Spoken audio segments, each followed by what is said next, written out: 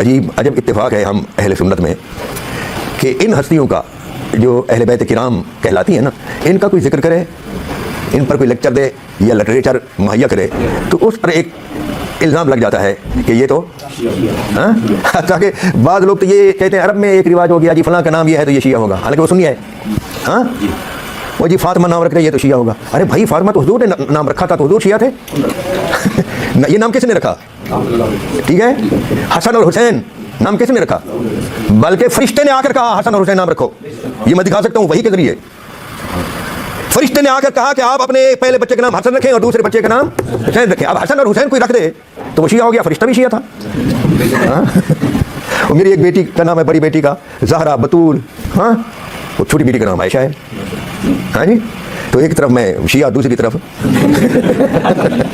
بھائی یہ نام جو ہے زہرا یہ حضور نے رکھے ہیں، زینب نام ہے مولا علی نے رکھا ہے. اب بعض لوگوں نے تو یہاں تک جرأت کی ہے، جسارت کی ہے. وہ مولا علی رضی اللہ تعالیٰ عنہ کے ساتھ ایک بندہ لڑتا رہا، وہ کہتے ہیں کہ ہمارے ہاں ایک داخلہ ہے، داخلہ فارم یہ ہے کہ اس میں تم اور اس میں اہلیت جو ہے وہ یہ ہوگی کہ جس کا نام یہ ہوگا وہ اہل ہوگا. آپ سمجھ گئے؟ تو انعام یافتہ انعام والوں کے انعام والوں کی دو قسمیں. کتنی قسمیں؟ دو قسمیں. ایک قسم وہ ہے جن کو اللہ تبارک و تعالیٰ توفیق دے اور وہ انعام یافتہ لوگوں کی راہ پر چلیں. ایک ہے انعام پذیر اور دوسرے ہیں انعام یافتہ.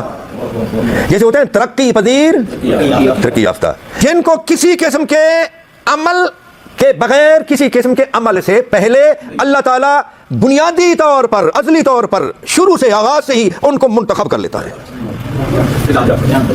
وہ انعام یافتہ ہے. اور جو ان کی راہ پر چلیں، ان کی مانیں، ان کی سیرت پر چلیں، وہ ہیں انعام پذیر.